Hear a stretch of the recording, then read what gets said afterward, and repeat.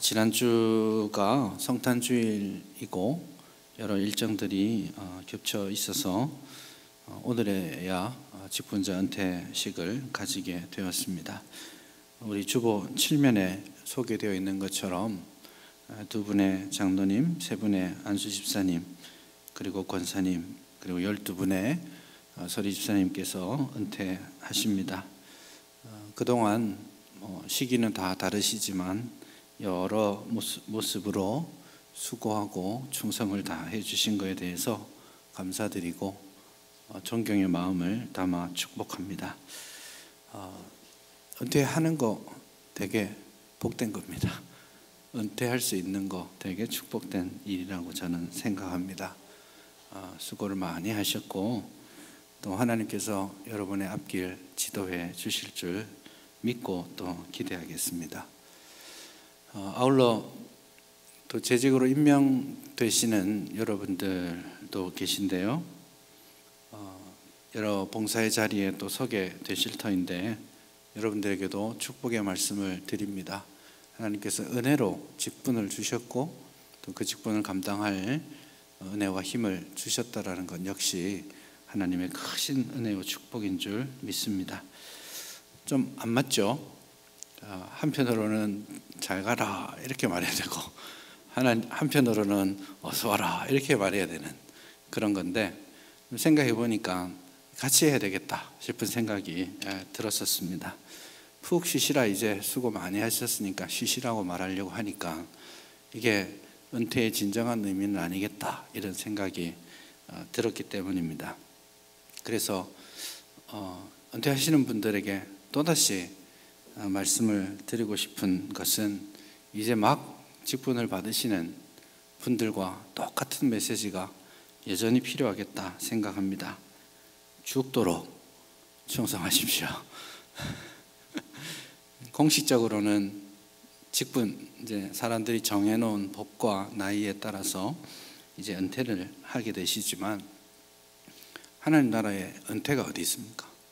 그러니 이제 앞으로 주어진 남은 시간 동안 동일한 마음으로 똑같은 충성된 마음으로 주님의 몸된 교회를 더 사랑하고 섬겨갈 수 있기를 바랍니다. 다만 모양이 조금 바뀔 뿐이죠. 봉사하고 섬기는 그런 현장이 조금은 달라질 수 있겠지만 이 마음만큼은 변하지 않았으면 좋겠습니다. 사도 바울이 오늘 본문에서 굉장히 중요한 전제를 말해줍니다. 나를 등하게 하신 예수 그리스도 그 주님께 감사하는 것은 나를 충성되게 여기셔서 직분을 맡기셨다. 직분을 주셔서 감사합니다. 이렇게만 말하는 것 같은데 그렇게 말하고는 사도 바울은 계속해서 어떤 이야기들을 하고 있냐면 자기의 되게 개인적인 생각들을 지금 여기에 담아놓고 있습니다. 여러분 디모데전서, 디모데후서는 사도 바울이 마지막에 쓴 책입니다. 그러니까 사도 바울도 지금 은퇴식 앞두고 있는 분이에요. 인생 은퇴식 앞두고 있으면서 자기의 직분에 대해서 그리고 그 직분 행함에 대해서 자기 아들, 믿음의 아들 디모데에게 그렇게 이제 권면하고 있는 그런 대목인데 꽤 많은 대목에서 직분자는 이래야 돼, 이래야 돼 이런 말을 하기보다는 사도 바울이 강조하는 한마디가 있다면 이거라고 생각합니다. 주의 은혜가 넘치도록 풍성하다. 주의 은혜가 넘치도록 풍성했다. 그렇게 말합니다.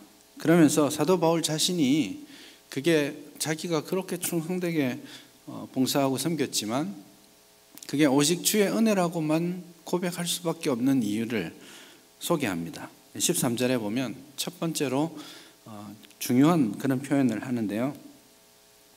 내가 전에는 이렇게 표현하고 있죠. 전에는 이러이러한 사람이었다. 그랬는데 하나님의 은혜로 나를 직분자로 세워주시고 주님의 나라를 꿈꾸면서 일할 수 있게 해주셨다. 그렇게 말씀합니다. 사실 이 주의 은혜라는 말과 우리가 읽진 않았지만 디모데전서 1장 3절부터 11절까지 나와 있는 내용과 굉장히 강하게 대조됩니다. 3절부터 11절 사이에서 어떤 부분을 이야기했느냐 하면 율법을 잘 지켜서 내가 스스로 구원에 이룰 수 있다라고 생각하는 사람들이 있는 겁니다.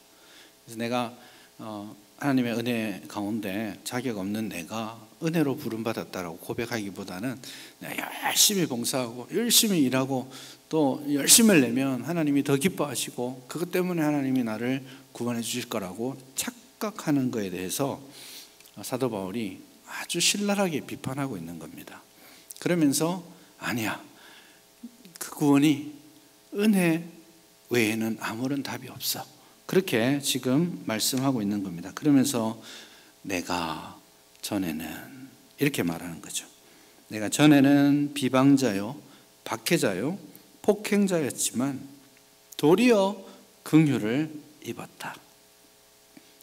그 긍휼을 입음, 그것이야말로 나에게 우리 주님의 은혜가 넘치도록 풍성하게 역사하셨기 때문이다. 그렇게 말합니다.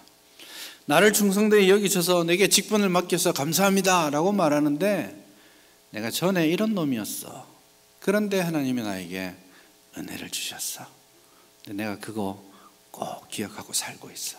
내 인생 지금 졸업할 때가 다 되어가지만 내가 어떤 인간이었는지 나는 기억하고 있고, 그처럼 자격 없는 나를 우리 주님께서 은혜로 불러주시고 은혜로 직분 감당하게 하시고 은혜로 그 직분을 잘 마칠 수 있도록 해주셨어. 오직 하나님이 영광 받으셔야 돼. 그렇게 말하는 것입니다. 그래서 이 직분의 원리, 직분을 시작하든 직분을 마치든 혹은 성도의 삶을 살아가든 이 중요한 원리를 잊지 않았으면 좋겠습니다. 그게 뭐냐면 내가 은혜로 하나님께 부름받았다라는 겁니다. 여러분의 과거는 어떻습니까? 들어와서 보니까 사실 예수 안 믿을 때 괜찮은 줄 알았습니다. 예수 안 믿는 사람들은 그렇게 생각하죠. 뭐 괜찮게 산다고, 착하게 살고 있다고 생각합니다. 어떤 사람은 심지어 법 없이도 살만한 사람이지요 라고 말합니다. 근데 예수님 만나고 교회 와서 보니까 세상 나쁜 놈이잖아요. 그거 아는 거 진짜 중요하고 그거 아는 게 진짜 은혜입니다. 사도 바울이 얼마나 완고한 양심을 가지고 있었는지 몰라요. 실제로 사도행전에 나와 있는 사도 바울의 모습, 예수님 만나기 전의 모습, 그거 되게 갈등하고 힘들어하는 사울이 아닙니다. 사울은 확신을 가지고 있었고 그리스도인들 잡아서 죽이고 다메섹까지 쫓아가서 색출해내고 하는 그게 하나님을 향한 열심인 줄 알고 살았어요. 그래서 완고한 양심이라고 말하는 거예요. 자기 양심에 아주 확신 그리고 열정 가지고 있었습니다. 잘못 살아온다고 전혀 생각지 않았던 사람이에요. 이 길이야말로 내가 하나님을 위해 최선을 다해 달리는 길이라고 생각했던 사람입니다. 그러다가 다메섹 도상에서 예수님을 만나죠. 생각이 바뀝니다. 인생이 바뀝니다. 내가 괜찮은 놈이었어 라고 생각했는데, 내가 하나님을 위해 이렇게 열심히 내가 수고하고 있다라고 생각했는데 사실은 내가 죄인이고 폭행자였고 비방하는 자였고 박해자일 뿐이라는 걸 알게 됩니다. 그래서 사도 바울은 인생을 돌아보면서 지속적으로 내가 죄인입니다. 내가 12사도 중에 가장 모자란 놈입니다. 내가 모든 성도들 중에 가장 작은 자입니다. 오늘 본문에서는 내가 죄인 중에 괴수입니다. 그거를 항상 자각하고 살아가는 겁니다. 그래서 오늘 저와 여러분들이 그리스도인의 삶을 살아가고, 오늘 저와 여러분들이 직분을 받아서 직분의 일을 감당하고 또 은퇴하시고 하는 모든 과정에 아무런 자격 없는 내가 은혜로 여기에 섰다라는 것을 꼭 기억할 수 있기를 바랍니다. 직분을 행하는 것, 그리스도인으로서 이 땅의 삶을 살아가는 모든 삶의 토대입니다. 자격 없는 내가 은혜로 구원받았다. 자격 없는 내가 잠시 잠깐 동안 이 직분을 청지기처럼 맡았고 자격 없는 내가 이 일을 감당할 수 있었던 것 자체가 하나님의 크신 은혜다. 이 사실을 꼭 기억하시는 여러분 되었으면 좋겠습니다. 우리 성도 여러분, 이 사실을 꼭 기억하고 사십시다. 뭔가 내가 이룬 것처럼, 내가 뭔가 된 놈처럼 생각하시면 큰일입니다. 은혜를 기억하고 사는 사람, 그게 신자의 삶이고 그것이 직분자의 자세이고 그것이 우리가 죽을 때까지 잊지 않아야 되는 원리입니다. 예수님 만나셨습니까? 예수님이 나의 주님이십니까? 기쁨이 넘쳐나십니까? 은혜라는 것이 내 가슴에 들어와 있습니까? 여러분의 삶은 그렇게 기쁨으로 변화되고 있습니까? 예수 믿기 전과 믿은 이후에 어떤 삶의 변화들이 있었습니까? 저는 가끔씩 보면 참 신기하다 싶습니다. 제가 되게 착해 보이지 않습니까? 예, 어린아이의 목소리로 비웃음의 소리가 들렸습니다. 되게 착하고 선한 삶을 살려고 노력하는 입장에 있는데 여러분도 저를 모르세요. 제가 중학교 2학년 때 예수님을 만났는데 그 중학교 때의 삶을 여러분 잘 모르실 거예요. 정말 그랬었습니다. 근데 진짜 예수님 만나고 나서 그의 여름에 예수님 만나고 진짜 인생이 완전히 변했습니다. 내 말이 바뀌고 내 생각이 바뀌고 내 삶의 패턴이 바뀌고 완전히 전혀 다른 똑같은 시간을 살아내고 있었지만 사람이 전혀 달라졌다는 것 제가 확실하게 느끼고 어디로 갈지도 모르고 살았던 제가 세상의 목사가 되어 있고 가르치는 일도 하고 있고 하나님 나라 위에 사용되고 있다는 게 가만히 제가 앉아서 제 삶을 돌아보면 감사가 넘칠 수밖에 없는 거예요. 그래서 그 은혜를 기억하는 삶이 예수님으로 인해 행복해지는 삶이 우리 직분자의 삶이라는 것 기억하십시오. 예수님 때문에 살아낼 힘이 생기는 겁니다. 예수님 때문에 고난이 있어도 그 고난을 바라보는 눈이 바뀌게 되는 겁니다. 예수님 때문에 힘을 다해 수고하고도 모든 것이 주님의 은혜였습니다 라고 고백할 수 있게 되는 것입니다. 직분의 문제가 아니에요. 이 직분은 이 은혜 위에 더해지는 겁니다. 그래서 여러분 직분을 받든 직분을 내려놓든 모든 사람들이 기억해야 될 것은 하나님이 내게 베풀어 주신 풍성한 은혜와 긍휼에 감사하는 마음입니다. 이것을 잃지 않기를 바랍니다. 그리고 그 토대 위에 섬김의 일이 계속되는 겁니다. 자, 그러니까 섬김이 직분으로 부르셨기 때문에 섬김을 하는 게 아니에요. 내가 구원의 은혜를 받았기 때문에 섬김의 일을 하는 겁니다. 그러니 여러분들에게는 여기 이름도 올라와 있고 이제 은퇴한다 이렇게 생각하지만 여러분들에게 여전히 구원의 은혜가 있다면 직분으로서의 섬김은 계속되어야 합니다. 그런 의미에서 제가 이 본문의 말씀을 가지고 은퇴하시는 분들에게도 죽도록 충성하십시다. 믿음의 선한 싸움을 싸웁시다. 그렇게 권면할 수 있는 이유인 것입니다. 은혜에 감격하여 섬김이 계속되어야 됩니다. 은혜를 잃어버리고 섬김, 일로만 교회 일을 하다 보면 부닥칩니다. 뼈와 뼈가 만나서 서로 힘든 것처럼 섬김이 상처가 될 수밖에 없어요. 그래서 여러분, 오늘 저와 여러분 모두 은퇴하시는 분이나 임명되시는 분이나 모두가 주님이 베푸신 은혜를 언제나 기억하고 그 은혜에 감격하는 섬김이 직분 행함이 계속될 수 있기를 바랍니다. 요즘 하는 말로 이런 표현이 있습니다. 액티브 시니어. 요즘 영어 다 잘 하시죠? 액티브 시니어. 이게 요즘 말입니다. 예전에는 은퇴하시면 몇 년 안에 가셨습니다. 크게 문제가 안 됐습니다. 근데 지금 은퇴하시고도 앞으로 3, 40년 더 사셔야 됩니다. 그냥 은퇴하고 이제 은퇴했으니까 물러나서 아무것도 안 할 거야 이렇게 하면 큰일 납니다.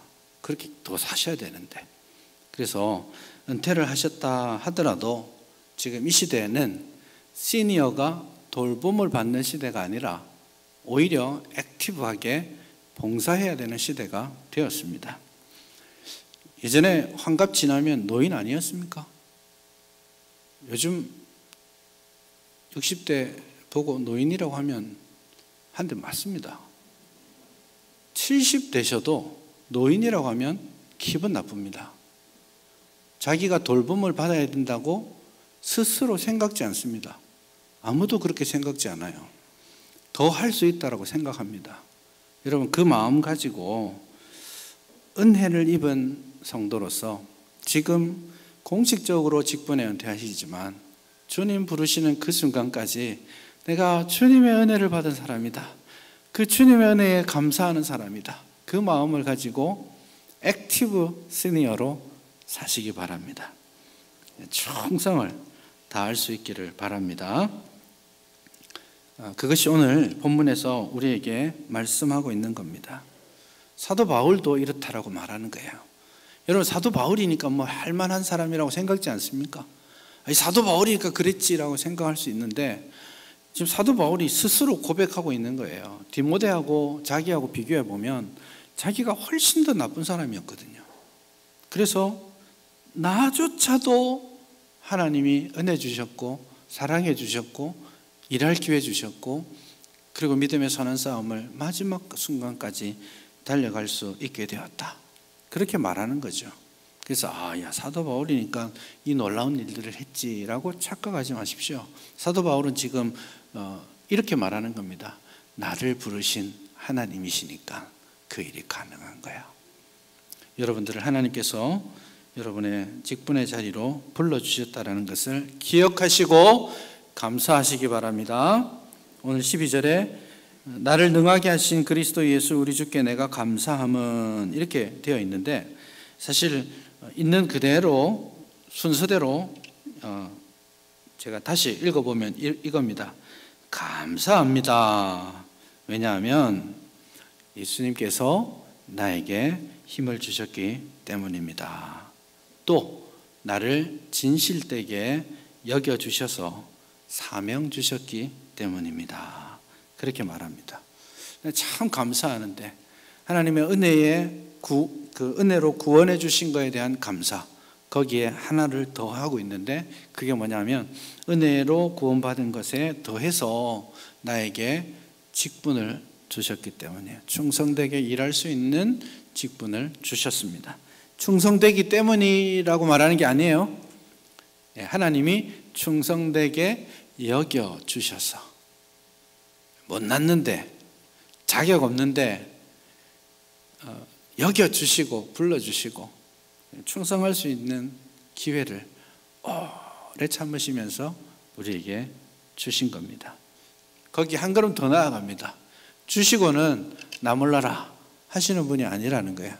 주시고는 이 녀석 못하면 혼낼 거야 이러시는 분이 아니고, 주시고는 힘들지 내가 능력도 주마, 사명을 감당할 힘도 더해 주시는 겁니다.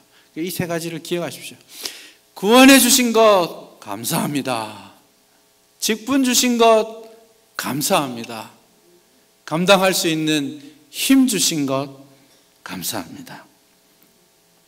핑계 댈 게 없네요. 할 수 없다 할 게 없어요. 하나님이 충성되게 여겨주셨고 주셨고, 하나님 저 못해요 하려고 보니까 내가 줬잖아 능력도, 그렇게 말씀해 주신 것이죠. 어려울 때 있을 겁니다. 봉사하다 보면, 섬김의 일을 하다 보면 관두고 싶은 순간도 있을 겁니다. 목사들 세계에 이런 말이 있습니다. 연말이 없었으면 좋겠다. 연말이 안 왔으면 좋겠다. 목사님들이 그런 얘기들을 서로 합니다. 왜냐하면 연말에 되게 힘들거든요. 이제 내년에 뭐 어떻게 할지 뭐 저것도 이것저것 준비할 것도 많이 있기도 하지만 굉장히 많은 분들이 직분과 관련해서 목사님 이제 안 하고 싶습니다. 내년에는 못 하겠습니다. 이런 분도 많고 또 왜 나를 여기에 하라고 하십니까? 하면서 막 이런 걸 왜 이렇게 하세요? 이렇게 해야지 하는 분도 많고 평소 때는 가만히 있다가 연말 되면 우두두두 나오시거든요. 그래서 연말에 직분 관련해서 꽤 많이 신경 쓸 일들이 있습니다. 그래서 목사님들이 자기들끼리 모여가지고 연말이 안 왔으면 좋겠다 그렇게 말을 하는데, 우리 하나님의 은혜를 기억하고 주신 직분에 감사하고 그 직분 감당할 능력 주심을 기대하는 저와 여러분 되었으면 좋겠습니다. 주신다니까요. 시간 써서 일해야 되는 순간이 오면 나 시간 없는데요? 라고 할 게 아니고 하나님이 시간을 주시겠군요. 기대하면 됩니다. 돈을 써야 하는 순간이 오면 지금 돈이 없는데요? 할 게 아니고 하나님이 주시겠구나. 필요하다면 주시겠구나. 필요하다면 몸도 허락하시겠구나. 그런 하나님에 대한 신뢰, 그것을 가지고 우리의 섬김의 일들을 감당할 수 있기를 바랍니다. 부담스러워도 같이 갑시다. 이 길 끝에 하나님이 예비해 주신 직분을 감당한 사람만이 누릴 수 있는 은혜와 복을, 깨달음을, 믿음의 성장을 우리 앞에 준비해 두셨을 겁니다. 그 사실을 굳게 믿고 믿음의 경주를 끝까지 감당하시기를 바랍니다. 믿음의 선한 싸움을 주님이 됐다 하실 때까지 끝까지 감당하시는 우리 은퇴 장로님, 집사님, 권사님들 다 될 수 있기를 바랍니다. 그리고 마지막 순간까지 믿음과 착한 양심을 가지기 위해 힘을 다해 수고하는 우리 모두가 될 수 있기를 바랍니다.